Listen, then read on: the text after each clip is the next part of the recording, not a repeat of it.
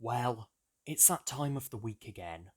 Last time we got the train system up and running and expanded the Carno area yet again. This week though, I have something special planned. So welcome back to Building Jurassic Park. My next project starts off with building a cross section next to the Raptor Zone.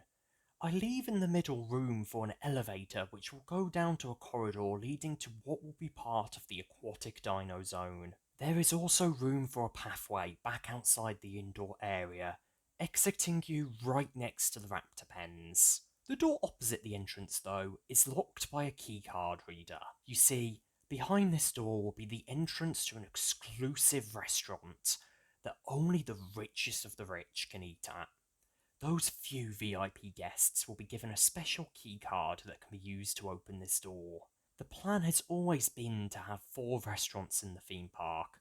One in the herbivore zone, which Martha will build, one in the underwater zone, and 2 in the Carno zone.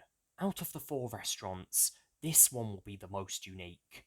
Not just because it is an exclusive restaurant, but because it has a unique twist which will become clear in due time.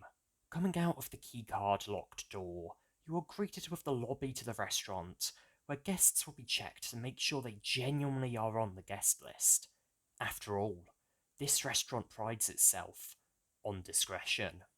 Once tickets are sorted, guests then take the elevator down to Y level 41, where the real restaurant is. Now, I'm going to be honest here, this took me well over 11 hours to build. Maybe it was a bit of an overinvestment in time, but I still think after having built this thing, it was completely worth it.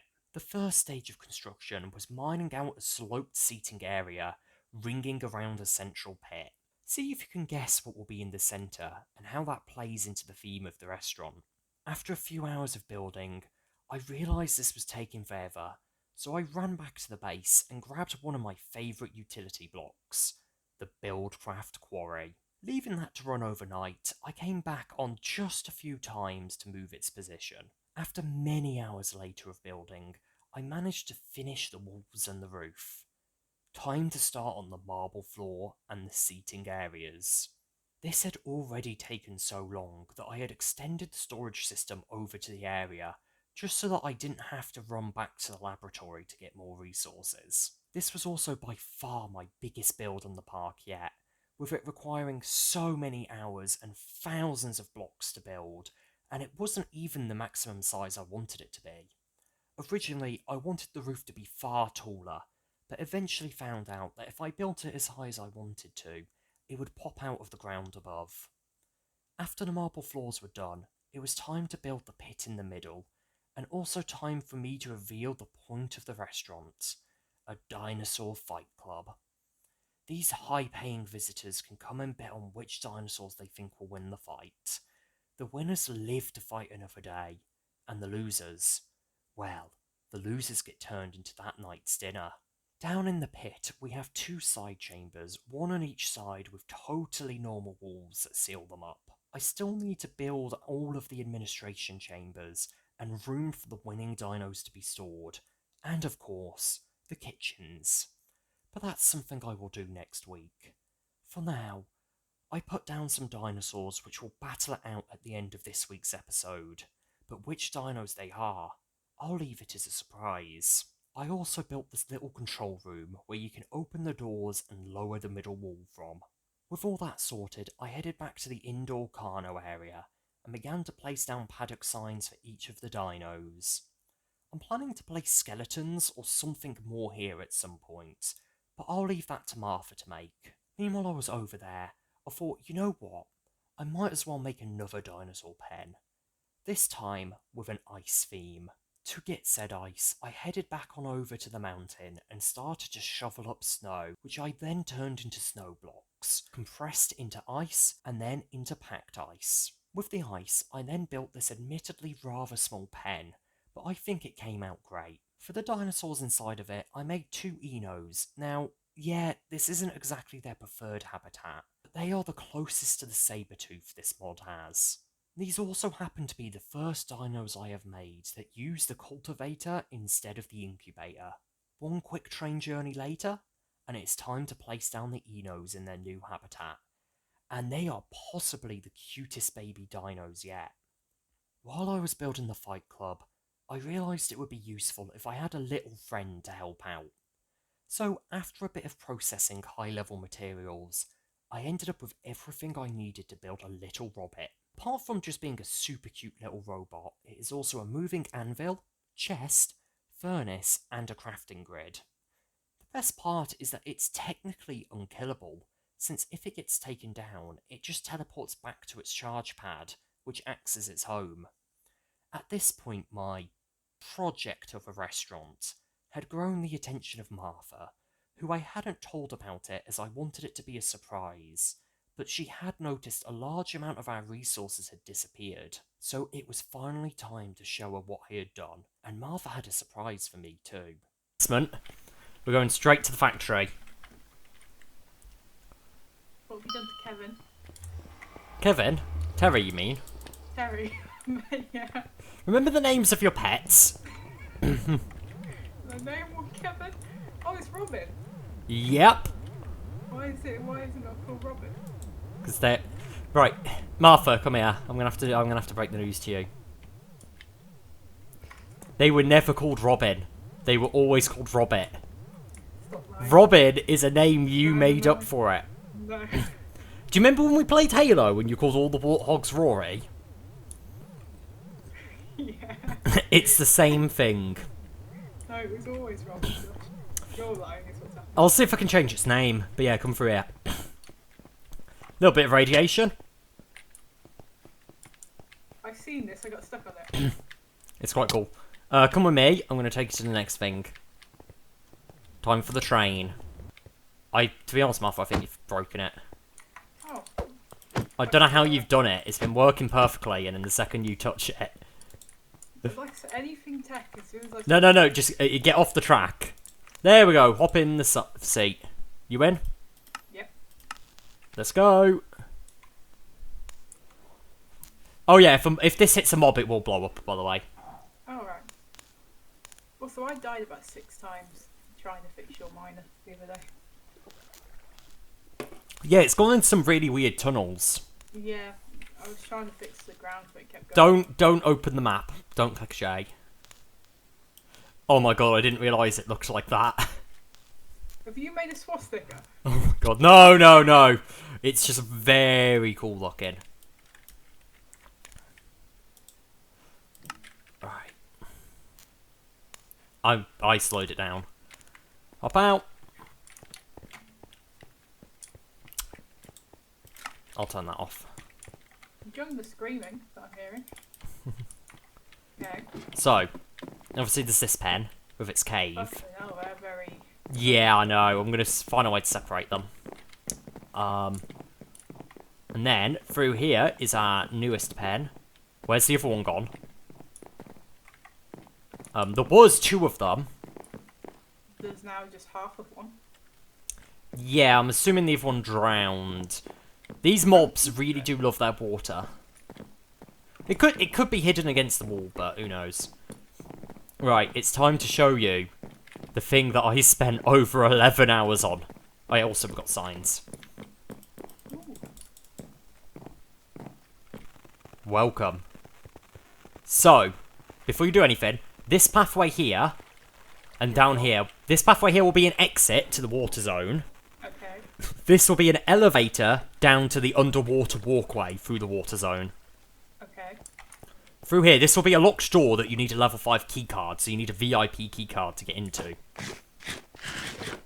You come down here, there will be a security officer here.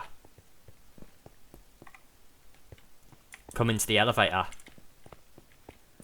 Down we go. Oh, that, yeah.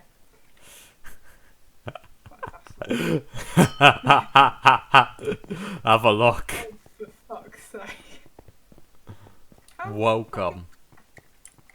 Holy shit. Gets better. Go, come in, just stand here for a bit. Just look into the pit. Oh, you fell in a pit. Have you thought about handrails? No, not really. So we got this.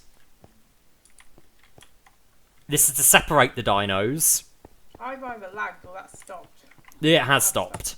Okay. Okay, now stare to your left at the left wall. In the pit. Okay. That's Yep. exciting. This is going to be Dinosaur Fight Club restaurant. Behind. Oh, you need. Do you need andesite as well? No, I just need the marble. The use is still low it is and it's like We are sort of out of marble. it's nearly out of cobble as well. Yeah, I used quite a bit. I'm just a bit surprised more than anything. I didn't think I'd get through it. I'm surprised you've done the roof. Huh? I'm surprised you've done the roof. Well, I was going to do the roof higher, but then A, I got bored. B, I was running out of cobblestone to build with. To build the supports to build it. And then C, I realised it was going to pop through the floor. Oh yeah. If the roof went up by like another 5 blocks, it would pop out through the floor, so. Oh, Martha. yeah. That's fucking brilliant. While Martha went off to redesign the Gallimimus pen, I went back to the carnivore area to build both the roof of the interior area and also yet another pen. This time for the Alva and the Terror Bird. Now, the big mistake that I made with this pen was that I made it out of jungle leaves, which normally would not be a problem whatsoever, if it wasn't for the fact that the Alva was actually not a carnivore, but a herbivore. So when it was placed, it just immediately began to eat up the leaves on the ground, destroying the pen. So, one quick mass murder later, and everything was how it should be.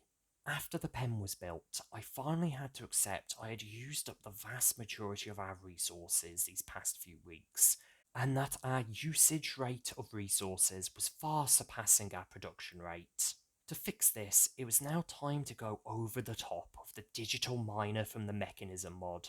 Now, when it came to our options for automatic miners in this mod, this thing was truly the most advanced, far more so than the Buildcraft Quarry or the Railcraft mining bore we had used previously. It also required a lot more in the way of resources and power to run, but luckily we had a nuclear reactor, and just enough mechanism materials left to build it.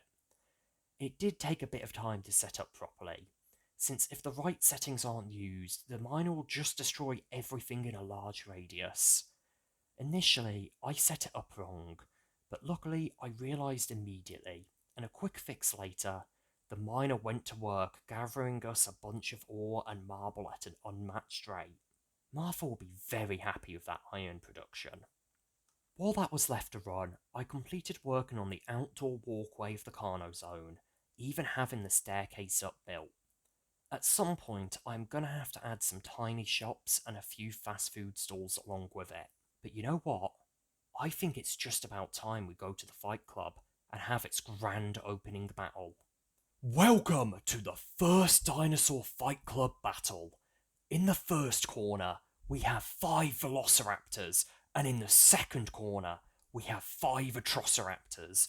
Who will win this battle? Make your bets now. It would appear the Velociraptors are starting out strong, but the Atrociraptors are pulling their weight.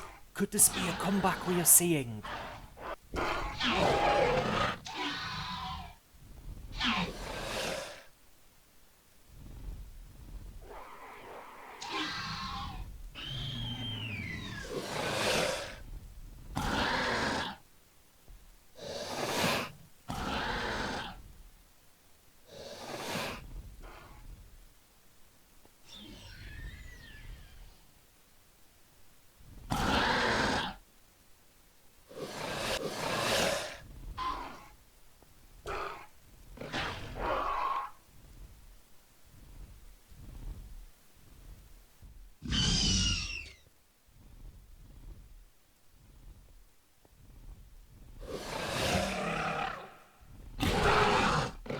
Well, it would appear the Velociraptors have well and truly won this, with a 5-2 victory.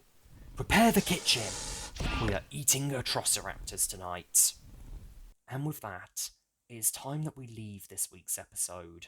I've realised we are actually going to start to come towards the end of the Carno Zone soon, with only a few pens left to build. But those pens are going to be big ones filled with some iconic dinos.